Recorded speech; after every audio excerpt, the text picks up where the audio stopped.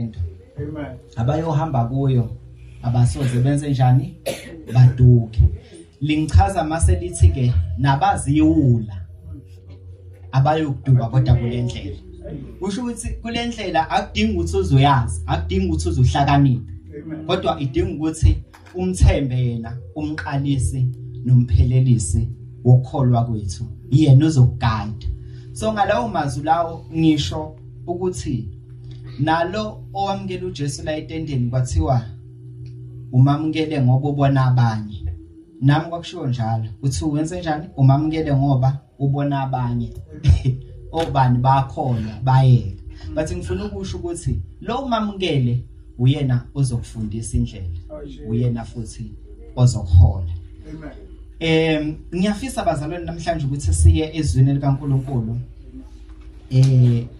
Romans chapter 5 from verse 1. Ngiyazi bazalwane ukuthi le chapter le iyo futhi i-theme yale mvuselelo. So ngineshoyo ukuthi leli verse selikela ukwa bathi ngiyafisa ukuthi siphinde silibuke namhlanje. Mase siyakhuleka.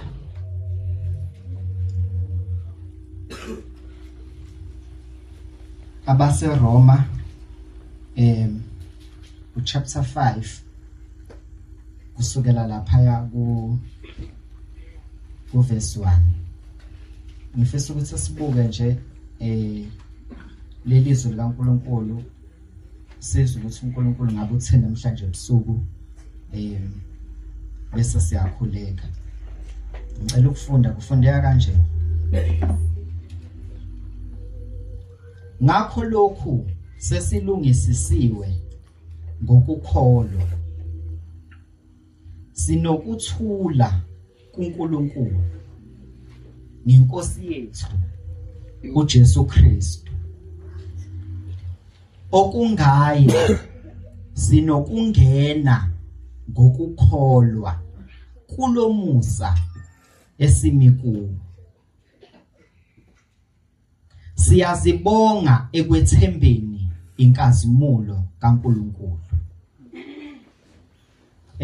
Bese lapha ku verse 3 lithi ke kepha akusikho lokho kuphela kodwa sizibonga nangezinhlupheko ngokwazi ukuthi ukuhlupheka kuveza ukukhuthazela, ukukhuthazela kuveza ukuqiniseka, uqiniseka kuveza ithemba, ithemba alijabulisi.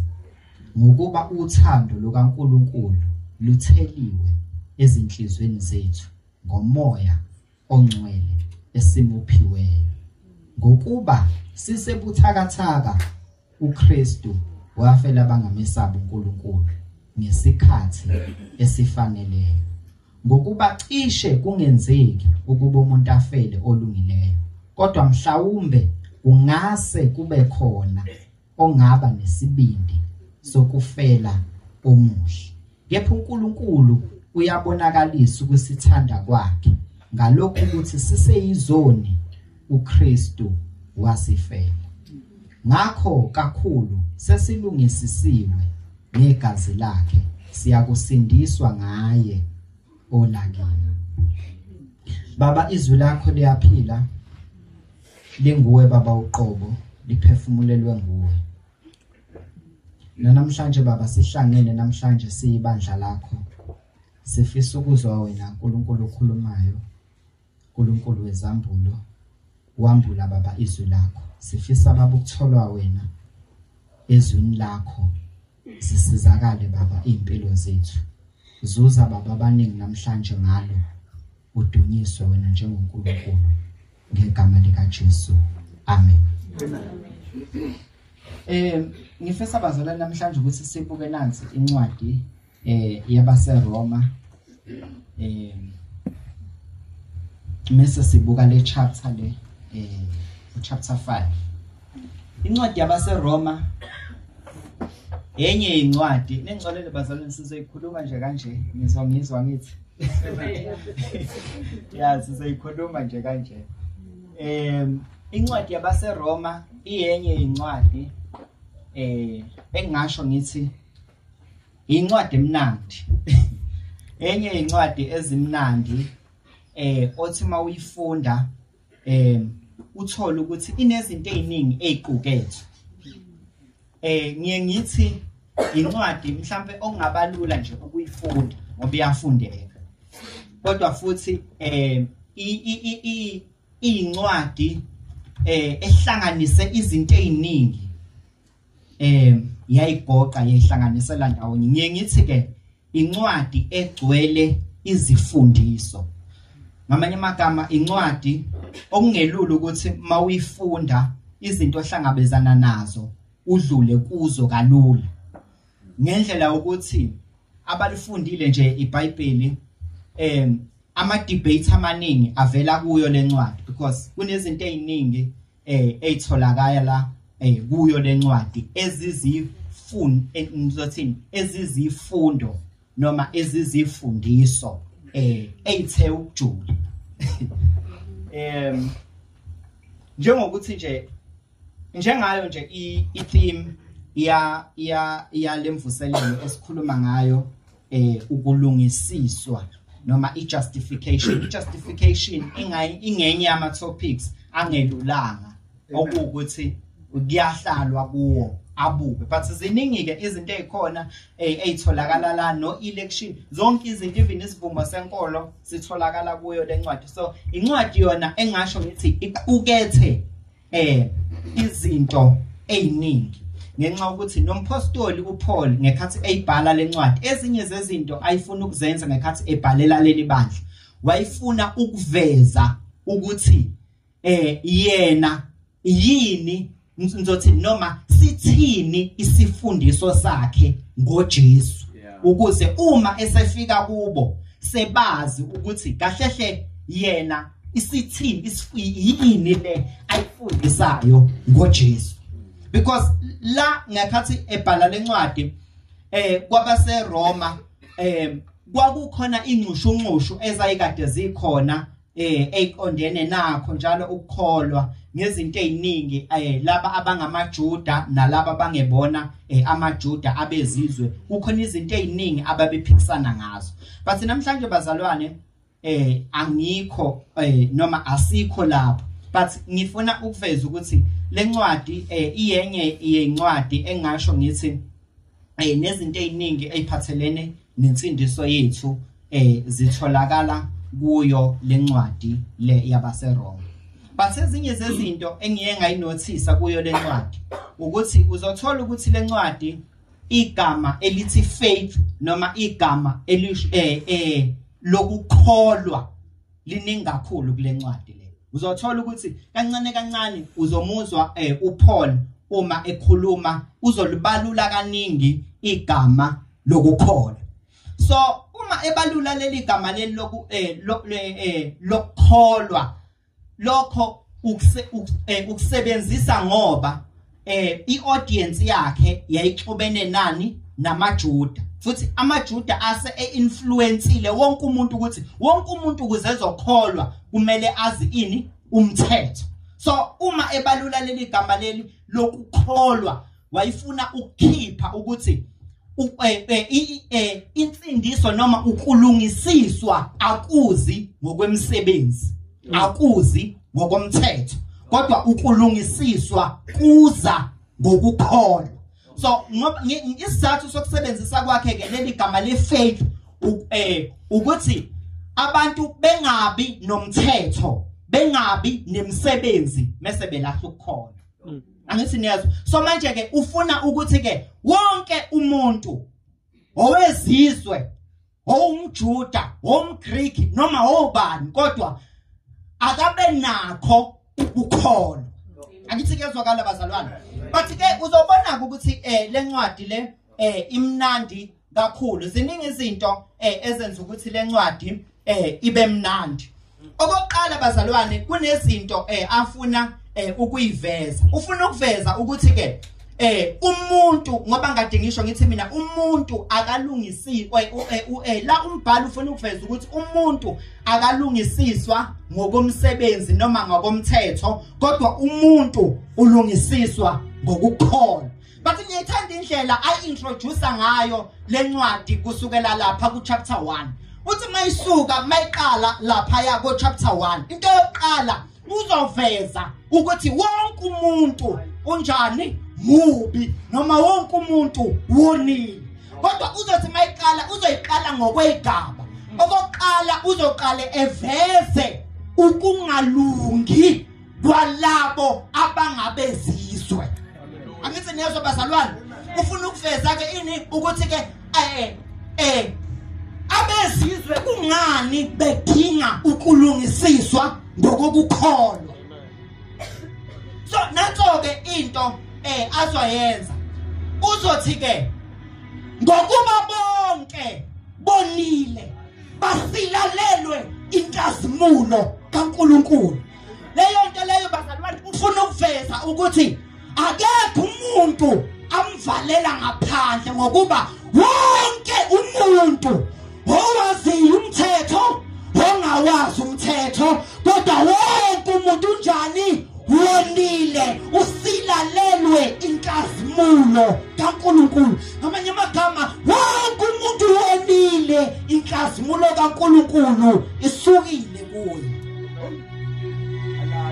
angithi nezo bazalwane mase eqede bazalwane ezothi ke futhi kuyo yona ngicela ukuthi siwubuke wona uchapter 1 yo uchapter 1 ngoba ngade ngisho ngithi ke uya introduce la ufuna ukintroduce ngoba ngisho ngithi lencwadi le inegama elithinta ifaith kakhulu but ngifuna sibuke indlela ayidevelopa ngayo indaba yefaith ngoba into la afuna ukuyenza ufuna ukuveza ukuthi umuntu wenza njani uyalungisiswa ngani bazalwane ngokukholwa mase eyaveza ukuthi kungani wonke umuntu edinga ukwenza njani ukulungisiswa ngokukholwa ingoba wonke umuntu unjani wonile lokho sikuthola kubani bazalwane lapha ku chapter 3 ku verse 23 kuya kubani ku 24 angithi niyezwa bazalwane bathi ke bazalwane aqede futhi ezokwenza njani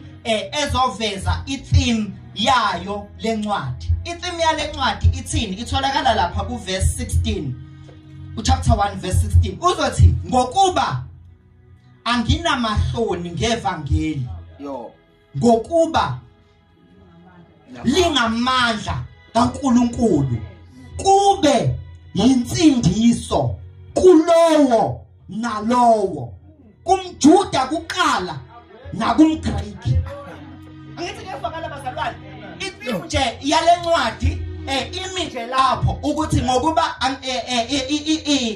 bazalwane ivangeli linjani njalo ivangeli linjani bazalwane linamandla noma linjani lingamandla kabantu bazalwane kaNkulunkulu angithi niyezwa mase kuba yinsindiso kulowo nalowo onjani bazalwane okholwayo hayi kulowo nalowo onjani ogcina umthetho hayi kulowo nalowo onjani owazi umthetho kodwa kulowo nalowo onjani okholwayo kungaba umJuda kungaba ubani umGreki kodwa ivangeli likaNkulunkulu kwambulwa amandla alo kephi bazalwane ekukholweni yo angithi niyezwa lapho bazalwane sivezelwa indlela ukukholwa okusebenza ngayo ukwambula amandla evangeli likaNkulunkulu mase kuzothi ke bazalwane ke nanso ke into enye ayivezayo futhi uchapter 2 wakhona uchapter 2 wakhona uzothi ke chapter 2 from verse 1 to 5 ngakho ngoba la usefuna ukuveza inibazalwane nokungakholwa ke manje kwamaJuda ngithi uqale ngani ngokuveza ukungakholwa kwabezizwe uma eveza ukungakholwa kwabo umnandi chapter 1 wakhona ngoba khona izinto ayivezayo athi ngoba babenakho ukulandula ukuthi thina uNkulunkulu uyosijaja kanjani ngoba thina asikaze siwamukele umthetho futhi thina asikaze sishunyayezwe thina sinzalo kaShaka nobani nosenza ngakhona asiwazi umlando kodwa khona into engiyithandayo uthi uverse 20 uchapter 1 wakhona uthi badabazalwana uthi ngokuba lokho okwazekayo nguNkulunkulu kusobala phakathi kwabo uthi ngokuba uNkulunkulu ubonakalisile kubo ngokuba okungabonwayo kwayo kuthi amandla akhe aphakade nobuNkulunkulu bakhe kwabonakala kwasekudalweni kwezwe ngokuba kuqondakala ngezenzo zakhe ukuze kungabi nakuzilandulela ebonake lento ithi noma ngabe kuthiwa awukazi ushunyayezwe noma ngabe kuthiwa awukazi ulizwe izwi likaNkulunkulu khona omunye umhlabelelo othi uma ucabanga ukuthi uNkulunkulu ufile just look around buka imvelo kaNkulunkulu ubuke ukuthi ubani okhiphilanga empumalanga ayolishonisa entshonalanga ubani odogi uma imvula ingekho ubani odogisa utshani amazolo ukuze kuzohleze kuhlaza who is the master of everything ubani umaster wemvelo yonke konke lokho siyojajwa ngakho ukuthi yebo asikaze sishunyayezwe kodwa imvelo iyasho ukuthi ukhona ongaphezulu kwakho konke meselithi ke ngokuba kuthe bemazi uNkulunkulu kabamdumisanga kabambonganga njengoNkulunkulu kodwa balutheka ezindleleni kwabo ukuthini ezindleleni kwabo njalo ekuzindleni kwabo inhliziyo yabo engaqondiyo yabamnyama bezisho ukuthi bahlakaniphile baba neziwula baba yiziwula bathi bazalwane ithi lento bathe sebeyibonile imvelo sithe imvelo kaNkulunkulu sesibonile ukuhlakanipha kukaNkulunkulu nokuqonda kukaNkulunkulu ekwazi ukuthi ulale ngisho ungathandazanga kodwa ekseni uNkulunkulu akuvusa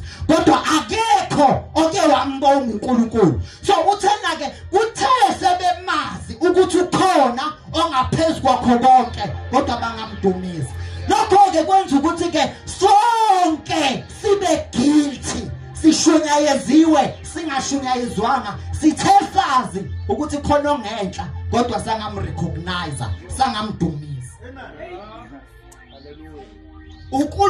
ukungalungi lokho noma isono salabo abangabezizwe isono salabo abangamazi uNkulunkulu ngamanye amagama sonke sinalo ilungelo lokumazi uNkulunkulu kodwa sithe esambulela ngokwamandla akhe kodwa sakuziba lokho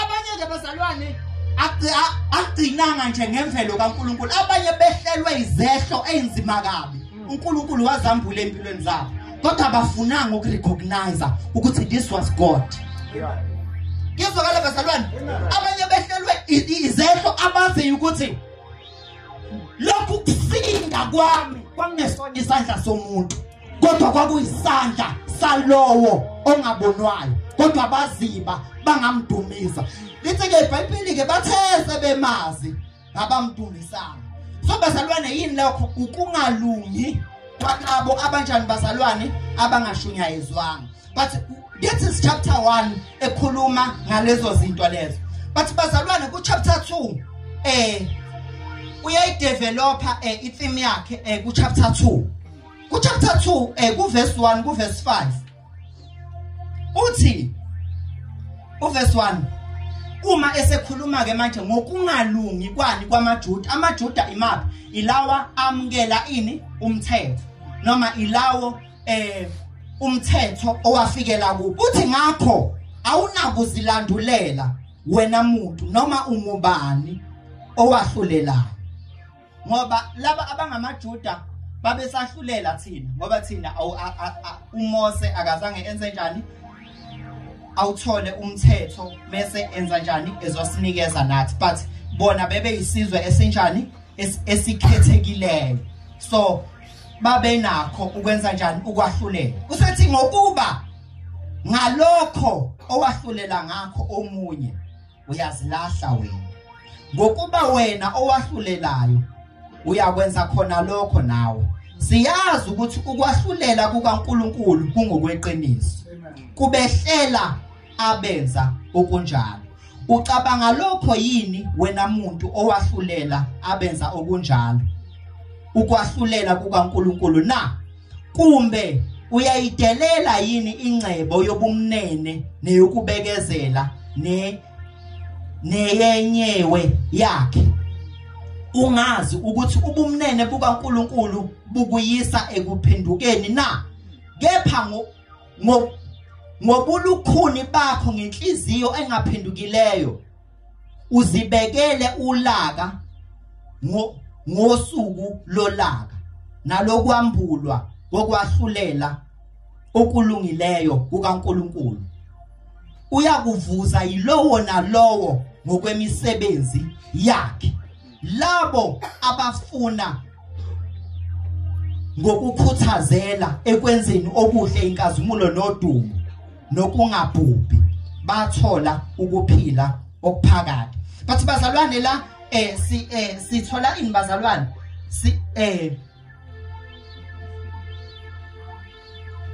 sivezelwa ukwahlulela okuyokwenziwa uNkulunkulu but lokhu kwahlulela lokhu akukho based umthetho akukho based ukuthi laba abangamaJuda bazi kangakanani kunathi kodwa nabo bayokwahlulela ngoba uNkulunkulu uyokwahlulela ngani bazalwane ngokulunga kwakhe angithi ngezwe bazalwane mase kuzothi ke bazalwane ke uma eqhubeka kusukela lapha ko verse 17 ehla njalo usefuna ke manje ukuveza ukuthi ke but as much as umthetho bona bebewazi kodwa umthetho abanjani bazalwane abawenzanga angithi ngiyezwa bathe umthetho benza njani bewazi kodwa umthetho abanjani abawenzanga ngamanye amagama ukuwazi umthetho minus ukukholwa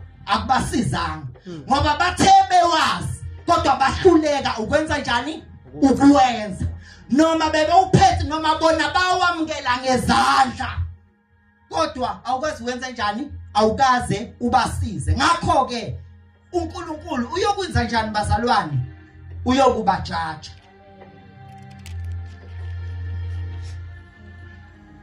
uyabona nje kuverse 25 ukhuluma ngendaba yokusoka because ukusoka kwakunjani bazalwane kwakusemthethweni uthi ngokuba ukusoka kuyasiza kambe uma ugcina umthetho kepha uma ungumeqi womthetho ukusoka kwakho kuphenduka ukungasoki ngakho ke uma ungasokile ugcina izimiso zomthetho ukungasoki kwakhe akuyikubalwa ukuthi ungukusoka na khona ongasokile ngokwemvelo egcina umthetho uzokwahlulela wena othi unombhalo nokusoka weqe umthetho bese sithi bazalwane ke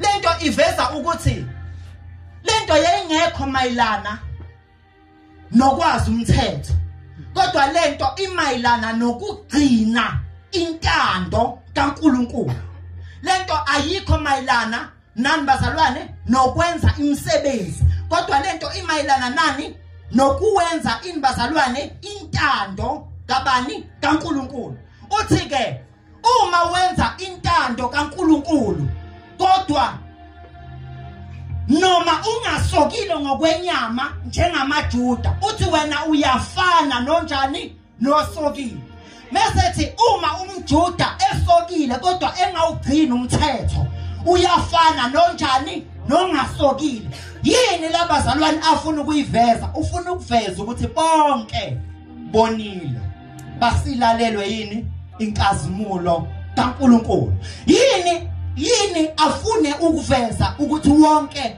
umuntu wonile ingoba ufuna ukuintroduce ukulungisiswa komuntu okungaveli ngokomthetho okungaveli ngokwazi kwakhe kodwa okuvela ngokukholwa uKristu Jesu. Amen. Angithi kuyazwakala bazalwane? Yes.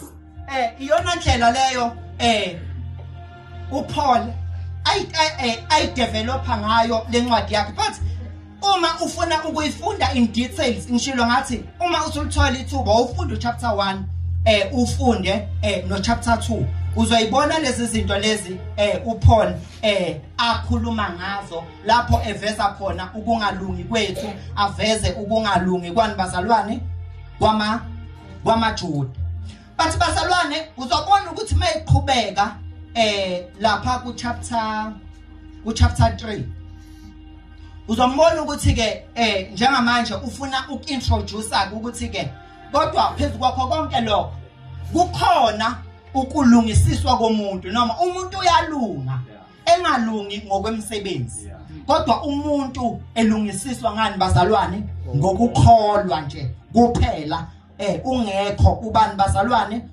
umthetho uthini uma ekhuluma lapha ku chapter 3 verse 11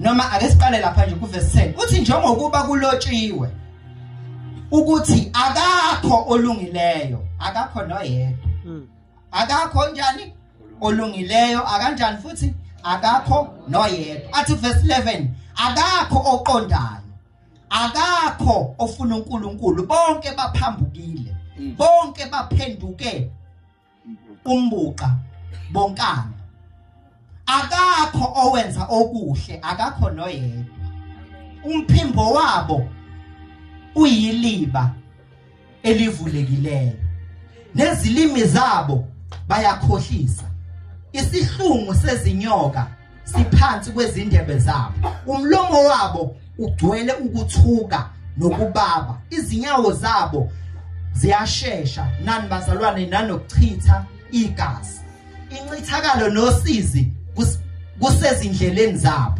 indlela yokuthula abayazi ukwesaba uNkulunkulu akukho phambi kwabo yo angithi yazwa bazalwane yini leyo bazalwane nje asafuna ukuyiveza usafuna ukuveza ukuthi wonke umuntu unjani bazalwane wonile uverse 19 uthini uthi kepha siyazi ukuthi lokhu okushoyo umthetho ukukhuluma kubo abasemthethweni ukuba yonke imilomo ivinjiwe izwe lonke libe necala kuNkulunkulu ngokuba ngemsebenzi yomthetho akukho nyama eyalungisiswa phambi kwakhe ngokuba ngomthetho kukhona ukwazi isono seyaqala kusithi ke ngokwazi umthetho khona ukwazi ini bazalwane isono kuphela kodwa akekho umuntu onjani olungisiswayo ngokwenza njani bazalwane ngokwazi umthetho kuphela uthini uverse 21 kepha manje kubonakalisiwe ukulunga okuvela kuNkulunkulu ngaphandle komthetho kufakazelwa ngumthetho nabaprofeti seyaqala ke njengamanje useyaintroduce usethi ke sesivumile ukuthi wonke umuntu wonile ongumJuda ongesiyena umJuda bonke abanjani bazalwane bonile basilalelwe yini inkazimulo kaNkulunkulu waqeda futhi waveza wathi ngokomthetho akukho nyama yalungisisa kodwa ke usethi ke uma umthetho ungeke ubasiza abantu pho liyoba yini ithemba labantu usethi ke nanti ithemba labantu elikhona usethi ke manje ke Sakibonakalisiwe ukulunga okuvela kuNkulunkulu ngaphandle komthetho kufakazelwa ngumthetho nabaprophets. Because bazalwane uma esa-introducer, he is very careful. Akafuni kube sengathi i-Old Testament siyayichitha. Ngoba abanye bengenza beyitshela ukuthi imithetho elishumi siyayichitha. Noma iBhayibheli noma iTestament elidala siyayichitha. Kodwa sizointroducer ithemba okuyilona elizolungisisa abantu. Kodwa lizofakazelwa yiwo umthetho nabaprophets. Ngamanye amagama umthetho weza nje njengesithunzi, weza nje njengofakazi, kodwa iqiniso lingakaveli. Ingakho uJesu umesevela athi mina ngiyindlela neqiniso, akekho oza kuBaba ngaphandle kwakhe. Umthetho uzokwenzani? Uzofakazela iqiniso. Abaprofeti babezokwenzani? Babezofakazela iqiniso ukuthi ngelinye ilanga iyovela ingonyama yomndeni kaJesu ezosindisa abantu. Abazalwane ke njengamanje phezuwa wonke lo monakalo kade ukhona emhlabeni ukuthi wonke umuntu wonile, akekho ongenasono, akekho ongasindiswa esenza njani esanyathela intuthwana. Ngithi bazalwane konke njalo, akekho osenjani ongasindiswa kanjani asanyathela ini intuthwana, ngoba siphila kuphi? Ezweni lezono. Athi uDavide ubani ubaba nomama benza njani bazalwane? Banthabathela kuphi? Esonweni. Ngamanye amagama wonke umuntu njani uzalwe esonweni. Ithi ingane incane ina 3 years isiqala ukuthuka inhlamba. Kodwa bazalwane nansi nje sithola ukuthi phezu kwakho konke lokho kodwa kukhona ukulunga okuvela kuNkulunkulu. Nakho ukulunga esizo-introducelwa kukho namhlanje. Ukulunga okungadingi ukuthi wenze into ethile, awuzukwenza lutho. Ngicela ukuthi silalele ke bazalwane ukuthi ke lokho ukulunga lokhu okukhulunywa ngakho, ukulunga okukanjani futhi siyokuthola kanjani na?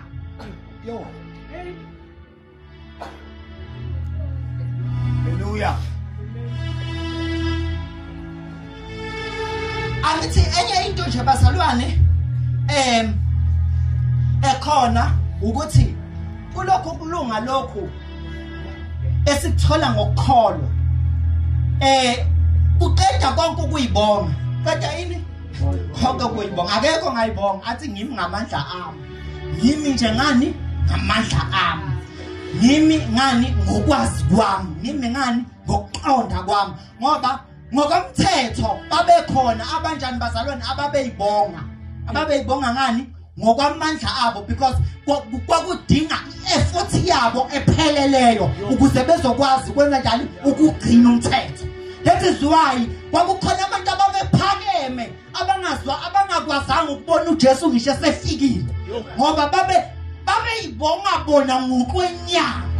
But lokhu kulunga lokhu kwenza ukuthi engabibikho umuntu ongayibonga. Akekho umuntu onjani bazalwane ongayibonga, akekho ongayibonga. Asenze lutho kodwa kuumsebenzi kaJesu Kristu opheleleyo. Noma kuyini bazalwane, kukulunga okuvela kubani bazalwane? uNkulunkulu siphiwe khona. Noma senza njani bazalwane, sinikeziwe khona. Angithi ingakho nje kodwa bazalwane uthi uverse 27 uthi ngakho kuphi ukuzibonga na kuvalelwe ngaphandle namthetho muni na ngowemisebenzi muni na cha kodwa ngomthetho wokukholwa. Ngithi nezwa yaqala ke manje uthi ukhonani ongayibonga, ngoba lokhu kulunga lokhu osokuzayo uthi ngabe kuza ngomthetho na, ngabe kuza ngokwemsebenzi na. Msethi cha kodwa khona umthetho omusha uthi kunomthetho wokukholwa. bazalwane wokukholwa uintroduce ukuthi kunomthetho wokukholwa. Akuthi bazalwane iyazwakala leyo nto. Kunathi sekunomthetho omusha ongahlangene nalowa ya. Kodwa umthetho manje omusha wani bazalwane wokukholwa. Ngamanye amagama asisalungisiswa ngomthetho ngoba asifuni umthetho uhamba wodwa. Kodwa umthetho awuhambe nokukholwa. Ingakho lizothi izwi ukulunga kwemvelo kufana nani nezidwedwe ezibolileyo. Yini esho njalo ingoba kulunga komthetho ungaphekezelwa ilutho. Kanti bese ku-introduce umthetho omusha womuntu ogcinayo kodwa kuhambisana nani bazalwane nokukholwa. Ngamanye amagama lento yokuthi akathi nca asiwazi unxa wakhe ayisasebenzi ngoba lokho mhlambe cishe ukuyilevel yomthetho. Lento yokuthi ave ebelungile unxa wakhe asiwazi Nkosi yami akasukeli umuntu. Ave beyisibonile sihle endaweni. Akonke lokho akusasebenzi. Kodwa sesifuna isibonele sihle plus ukukholwa. Ngoba sesi-introducelwe umthetho omusha ongesiwona oyogcina umthetho kuphela. Kodwa awumthetho wokukholwa. Ngamanye amagama ukuyigcina imithetho ukukholwa kungekho akwanele. Kuzokala bazalwane? Ukugcina umthetho uwodwa anjani? Akwanele. Mhlawumbe abanye bengacishe bedideke bethi asijoli njengabo. Angithi niyazi njalo siye esontweni njengabo. Angithi niyazi sigqoka ingubo ezihloniphekile njengabo. Siphatha iBhayibheli, izangoma phatha ke manje iBhayibheli. Siphatha iBhayibheli njengabo. But umehluko ukukholwa kukhona yini na? Angithi niyazi bazalwane? Amen. Ukukholwa kunjani? Kukhona yini? Ngoba ukulunga okuvela kuNkulunkulu akuveli ngokugcina umthetho. Kodwa kuvela ngokukholwa. Ukukholwa okuvela kubani bazalwane kuNkulunkulu. Yo. Lokulunga lokhu kuyigift, kuyisipho. Kuyisipho kanjani bazalwane esivela kuNkulunkulu. Lesi sipho sizosamukela kanjani na? Sizosamukela ngokukholwa. Lesi sipho asikhethi. Uzalwa abazali abakholwayo, lesi sipho singesakho. Uzalwa isangoma, lesi sipho singesakho. Uzalwa inyanga, lesi sipho singesakho. Uzalwa umfundisi, lesi sipho singesakho. Awusamukeli uzalwa. Awusamukeli uzalwa ukuthi mina ngizalwa abazali abakholwayo. Abazali bayathandaza. Kodwa lesi sipho usamukela ngani? Ngokukholwa.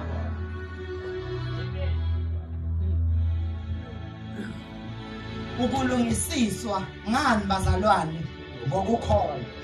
Bathi ke bazalwane uzoqhubeka athi lapha ku chapter 4. Ku chapter 4 eqeda senzele nje iexample ethi bathi ke ngingakaqhubeki nalokhu ukukholwa noma nalokhu kulunga okuvela ngokukholwa. Ngicela ukunikalekisela ukuthi uAbrahama obizwa ngoyise wabakholwayo akabanga olungileyo ngoba enze umsebenzi womthetho. Kodwa waba olungileyo engenzanga lutho. Athi for an example uAbrahama noma ngokwakaJuda kwamele usoke ngosuku lwesingakubazalwane lesinani. Athi kodwa uAbrahama yena wasoka sedlulile usuku lika 13. Angithi leso ngoba ufuna ukuveza ukuthi ukulunga kwakhe akuvelanga ngokusokeni akuvelanga ngokwenza umsebenzi kodwa kwavela ngokukholwa. That is why uma esekhuluma ngendaba ukuthi uNkulunkulu wathembisa uAbraham wathi inzalo yakho iyolingana nani nezinkanyezi zezulu, iyokwenza njani futhi iyolingana nani nanehlabathi zolwandle. Mase lithi iBhayibheli ke ulibuke careful, mase lithi ke uAbraham wakholwa ilawo mazwi noma uAbraham wamkholwa uNkulunkulu.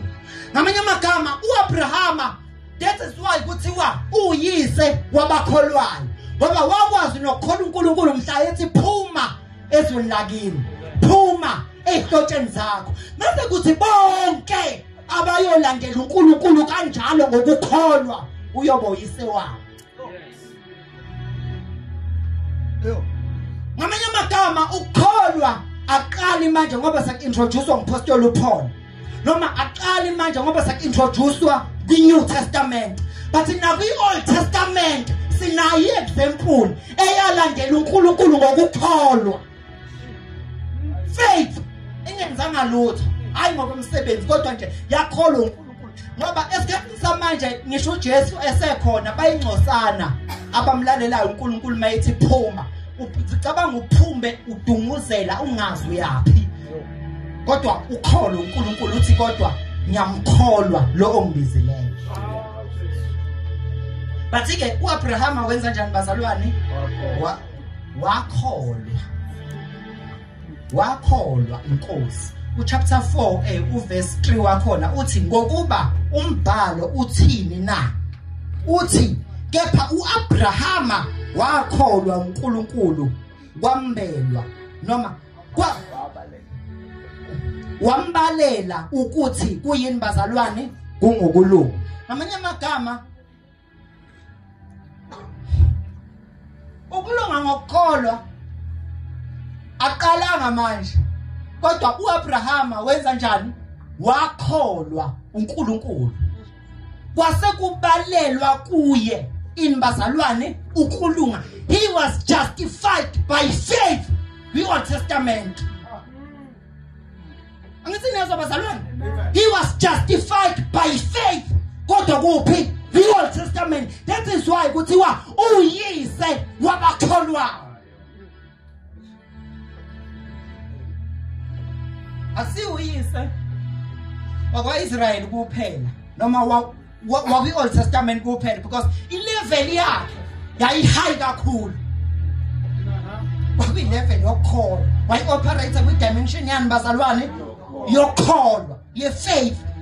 That is why uAbraham namanje enjani bazalwane irrelevant namanje ngithina urelevant, because i-dispensation yokukholwa ayiphelelwa isikhathi, because i-dispensation eyaphelelwa isikhathi eyomthetho neyomsebenzi, kodwa eyokukholwa kusukela kwi-Old Testament kuze kube manje kuyoze kuyobuya inkosi sonke siyongena ngokukholwa.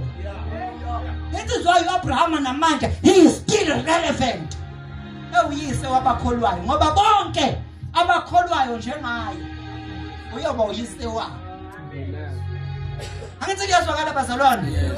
That is faith eyenza njani bazalwane esayithola ngani njalo ukulunga esenza njani esakuthola ngani bazalwane ngokukholwa. Bathi ke uma eseqedile konke lokho uChapter 5 usethi ke senginichazelile ngakho konke, but khona oyibuzayo ohleli lapha phansi othi lokhu kulunga lokhu kuyongisiza ngani na? Bathi namhlanje ngifuna sixoxeke leyo ndaba leyo ukuthi lokhu kulunga lokho kuvela ngokukholwa kuyongisiza ngani na. So now kuChapter 5 useveza ithini isihloko sakhona. Mina isihloko lesengisibonayo la sithi izithelo zokulunga. Angaze sesingesi sithini, but mina la uChapter 5 njengamanje usefuna ukuveza ukuthi ngoba use-introduceile ukuthi ke sekukhona ukulunga okusha okungaveli ngani ngokumsebenzi. okungaveli ngani ngokomthetho okuvela ngani ngokukholwa but omunye umuntu uzoyibuza ukuthi lokhu kulunga lokho introducewa ile yangane emnyama kuyongisiza ngani na but ke sengifuna ukuthi ke sibukeke manje ke lokho kulunga lokho usethi ke la ku chapter 5 usethi ke ngingakaqhubeki nje ngezinto eziningi ngicela ukuthi siyibuke izithelo zokukholwa noma zokulunga ukuthi lokhu kulunga kuyongisiza ngani na ukuze kuzoba khona mhlawumbe noyedwa noma ababili oyo decide ukuthi nami ngiyafuna lokulunga ake sifundeke ukuthi uthini usethi ke ngakho lokhu sesilungisisiwe ngokukholwa ayiqale la yini ukulungisiswa yini justification ukusho ukuthini ukuthi I'm justified ngilungisisiwe kusho ukuthini lo ake siqale la ukulungisiswa noma ukuba justified ukuthi kuwe kumenyezelwe ukuthi ungolungileyo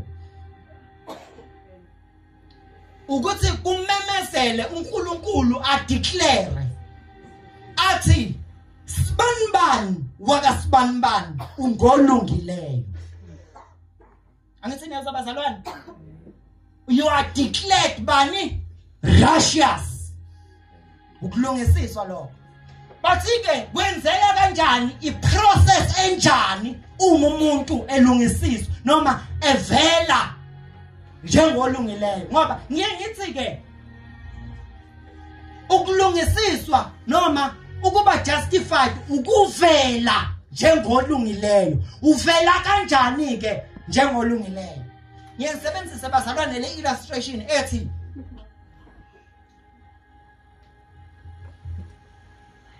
ukuvela njengolungileyo akusho ukuthi awukaze wona angithi niyezwa ukuvela njengolungileyo akusho ukuthi unjani awukaze wona ukuvela njengolungileyo akusho ukuthi unjani uzalwe unjani ulungile kodwa kusho ukuvela nje njengolungileyo uvela kanjani njengolungileyo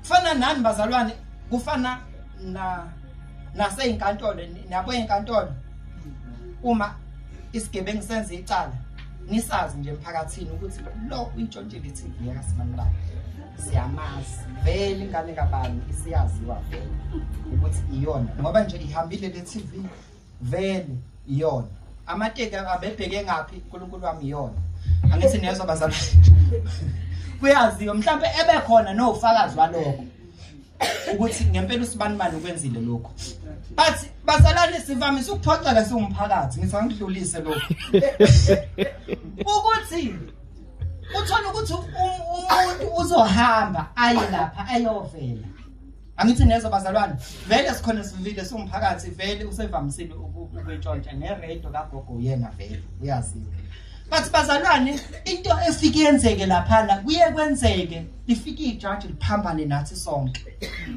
lifike sizazi kahle ukuthi lo muntu wenzile lokho lifike lithi lona lo muntu akanjani akanacala angithi nezwa bazalwane but now uEdo okunye umfundisi uthi makuthanda lithi anjani abukho ini ufakazi lo muntu akakwenzanga ngempela lokho unjani ukwenzile but kodwa phambi kweJudge uvele njengonjani njengolungileyo akusho ukuthi akalenzile ulenzile but yena phambi kweJudge uvele njengonjani njengolungileyo akunandaba ukuthi wena oseceleni uthini mhlambe kungenzeka ke ukuthi leyo nto idalwe ukuthi uthole ummeli alright angithi nezo bazalwane kwenza njani uthole ini ummeli alright ozokwazi ukuthi uma yena esevela avele phambi kweJudge njengonjani njengolungileyo ngisho bengalungile kezwakala bazalwane kwenzeka kanjani ke lokho na kwenziwa uJesu lokho empilweni zethu uJesu wafika yena njengonjani bazalwane njengolungile wathatha ukulunga kwakhe wakunamathisela kithi. Wathatha ukungalungi kwethu wakunamathisela kuye. Yena wathi mayivela phambi kukaNkulunkulu waba njengongalungile. Wadeserve ukubethelwa endaweni yethu. Awukodwa bazalwane niyezwana. Bose kuthi thina esingalungile ukulunga kwakhe kwananyathiselwa kithi. Incwadi yecala lethu uyabethelwa kanye naye. Uma sivela phambi kukaNkulunkulu savela njengabanjani bazalwane abalungile. Iqiniso lithi besingalungile. Besibahle ngempela yini? Cha, besinjani? Besingalungile kodwa sisizwe ubani? Umsebenzi kaJesu Kristu opheleleyo. Mase lithi ke bazalwane ke silungisiswa ngokukholwa. Ngamanye amagama ke lowo msebenzi kaJesu Kristu opheleleyo awenze siphambanweni siyokwamukela kanjani na? Siyokwamukela ngokukholwa. Bonke ke abayokwamukela umsebenzi kaJesu opheleleyo one bazalwane awenze siphambanweni bayonanyathiselwa ngokulunga kwakhe bevele phambi kukaNkulunkulu njengabalungileyo noma bebengalungile. Angithi niyenzo bazalwane mase uza umuntu ebanesibindi athi mina ngisindisiwe egameni likaJesu. Zonke izono zami zahlanzwa esiphambanweni. Zonke izono zami zisuliwe. Abekhona mhlawumbe obalisayo athi siyazazi indlela zakhe. Kodwa kuba ukuthi bazalwane phambi kukaNkulunkulu bonke abamamukelayo wabapha amandla ukuthi bebe ngabantwana bakaNkulunkulu. Bonke abanjalo bayoba nelungelo lokuya kuNkulunkulu njengobaba wabo. Angithi nezo bazalwane silungisiswa ngani na? Ngokukholwa. uJesu uyini bazalwane? Uyena osilungisisayo. Uyena futhi onjani bazalwane? Ongummeli wethu. Uyena futhi osembathisa ini bazalwane ukulunga kwakhe. Manje ke simi ngesibindi ngoba kade kushiwo kuthiwa akekho onjani bazalwane olungileyo. Akekho ongenasono kodwa sesimile njengamanje. Sithi kodwa ngokulunga okuvela kuNkulunkulu simile. Singabalungisisiwe uNkulunkulu. Icala lethu lisuliwe. Silungisisiwe. Angithi nezo bazalwane. Singani bazalwane? By faith. Ngokukholwa nje kuphela. Bese lithi ke ngakho sesilungisisiwe ngokukholwa. Yini bazalwane ukukholwa? Faith. Izinto yabo bazalwane ifaith element ebalulekile kakhulu empilweni yomuntu. Angithi nezo ifaith iyona nto bazalwane esikwazi ukuaccessa ngayo lokhu kulunga lokho esijani bazalwane esikhuluma ngapho. Yini bazalwane? Ukukholwa. You need faith. You need faith. Ukukholwa yini bazalwane? Ukuthi ukukholwa angithi listen bazalwane ukukholwa kuza ngani bazalwane? Ngokuzwa. Ukuzwa ini bazalwane? Izwi likaNkulunkulu. Then lelo zwi lelo mase wenza njani bazalwane? Uyalikholwa. Angithi niyezwa? Bathi bazalwane ukukholwa ngizothini? Baye bethi bazalwane uma be illustrator ukukholwa baye bethi example nje elula bavamise ukuthi beyikalise kufana nanehlalo ukuthi mawufica ihlalo ufike kanjani? Ufike uhlale kuso bathini uyakholwa yabo just have faith ukuthi lesihlalo sizo njani sizomthwala. So bazalwane ukuzwa izwi kaNkulunkulu mase uyalikholwa ukuhlala emazwini akhulunyiweyo. Ngamanye amagama if you have faith ezwini likaNkulunkulu kusho ukuthi izwi likaNkulunkulu elikhulunywayo wena wenza njani bazalwane? Liba yisisekelo sakho. Angithi niyezwa?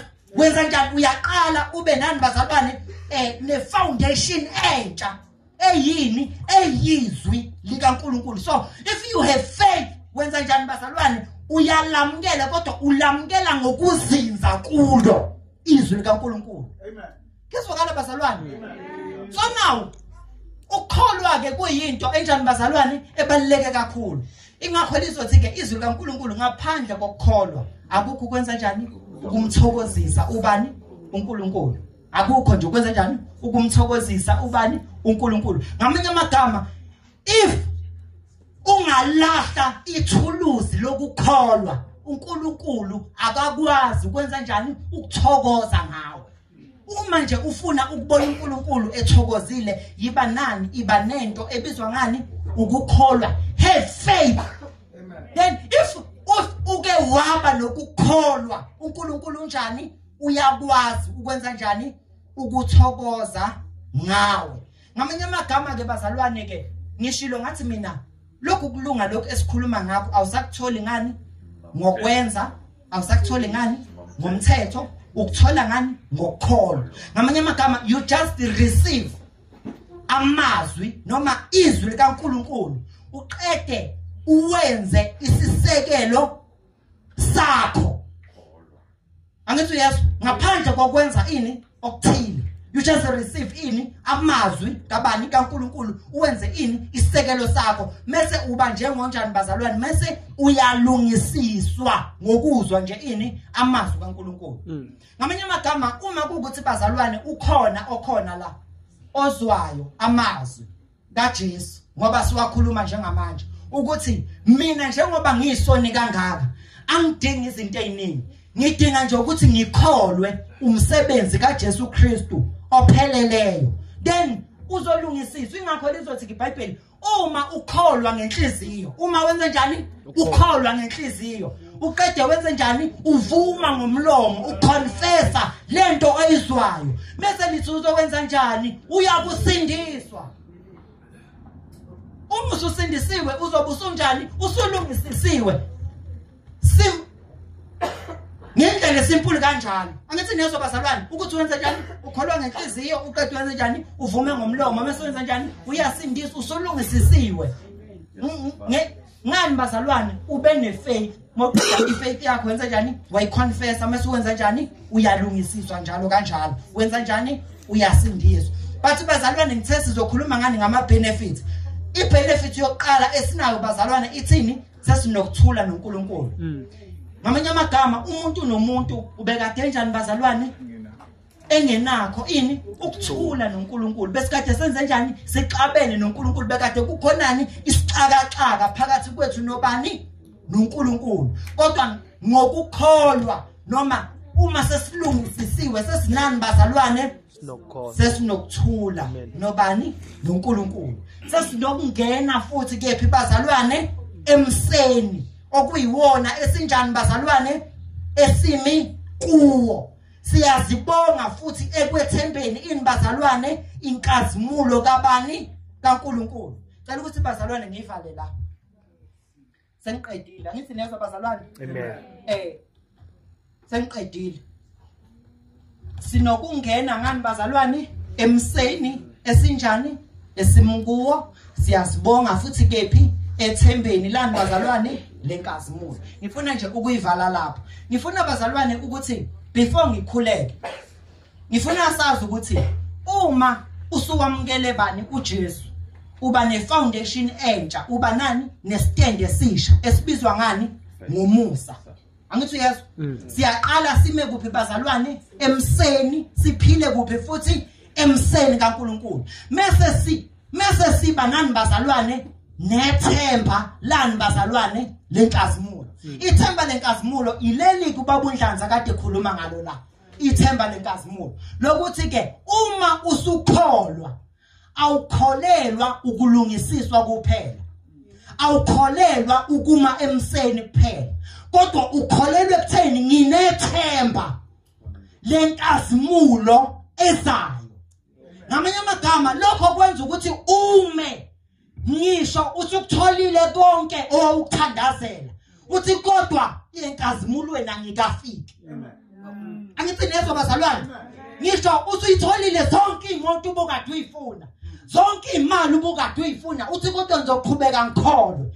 Kuthiwa kodwa usakholelwa unayo yonke imali emhlabeni uthi senginayo yonke kodwa inkazimulo ayikakafiki. Ingakho ke uma sinethemba lenkazimulo sithi ke akukabonakala siyokuba yikho mase lithi kodwa mhla wabonakala siyakufana naye ngamanye amagama mhla wabonakala eza ngenkazimulo siyakumbatha inkazimulo sifane naye ngamanye amagama ke sinethemba lenkazimulo ekade lithi iBhayibheli bonke bonile basilalelwe inkazimulo kaNkuluNkulu kodwa mhla ebonakala inkazimulo eyasilahlekela ngenxa yesono iyakubuyiswa kodwa bazalwane kuyazwakala ithemba esinalo lithi imizimba yethu esikuyo njengamanje imizimba efayo imizimba egulayo imizimba ebunayo mase lithi iBhayibheli kodwa mhla ebonakala kuyobonakala okubolayo kumbatha ukungaboni kuyobonakala okufayo kumbatha ukungafi angithi niyazwa bazalwane ngoba lithi iBhayibheli ke angithi sonke esiyokwenza njani bazalwane esiyokufa kodwa siyakuguqulwa sonke siyakuguqulwa sembathe ini bazalwane imizimba yenkazimulo ngoba abafileyo baya lothi malikhali icilongo abafileyo baya kuvuka qala befice thina esiphilayo mase siyaguqulwa kanye nabo sembathe ini bazalwane imizimba yenkazimulo engasayugula engasayukufa engasayukubona ini bazalwane ukubona engoni ngamanye amagama ke bazalwane siyakholwa asikholelwa nezinto eziphathekayo kuphela kodwa sikholelwa ini bazalwane inkazimulo ezayo so bazalwane senikhuleka ke ngifuna ukusho ukuthi ke but awukwazi ukuyiaccessa inkazimulo ngokwemsebenzi awukwazi ukuyiaccessa inkazimulo ngokomthetho kodwa lenkazimulo uyoyiaccessa ngokukholwa uyoyiaccessa ngani bazalwane ngokulungisiswa ngani ngokukholwa then inkazimulo iyoba yifa lakho so bazalwane ngifuna ukukhuleka esikhathini samanje ngifuna ukukhuleka nomuntu like le theme ikade isho ukuthi silungisiswa ngani bazalwane ngokukholwa but ngifuna bazalwane ukuthi ngikhuleke nomuntu ukuthi asikholelwa izinto eziningi asikholelwa izinto enjani bazalwane eziphathekayo mhlawumbe abanye bayoze bafe bengayiphathanga le mali eningi esiyifunayo mhlawumbe abanye bayoze bafe bengabanga nalemize emkhulu esiyifunayo kodwa khona into eyodwa wonke umuntu agarantelwe yona ayoyithola inkazimulo khona bazalwane omunye umhlabelelo abazalwane abangawufuna othi noma ngigqoka amanikiniki lapha emhlabeni ngingumfokazi kodwa ngiyazi ukuthi ikhona ingubo noma singasakhulumi ngengubo kodwa sikhuluma ngani bazalwane ngenkazimulo esiyokuyembatha esayihlutshulwe usathane ngenxa yesono so bazalwane ngifuna ukusho ukuthi sinalelo themba lelo ukuthi khona inkazimulo ezayo ngani bazalwane ngokukholwa ngicela siphakamise iminwe ngenyawo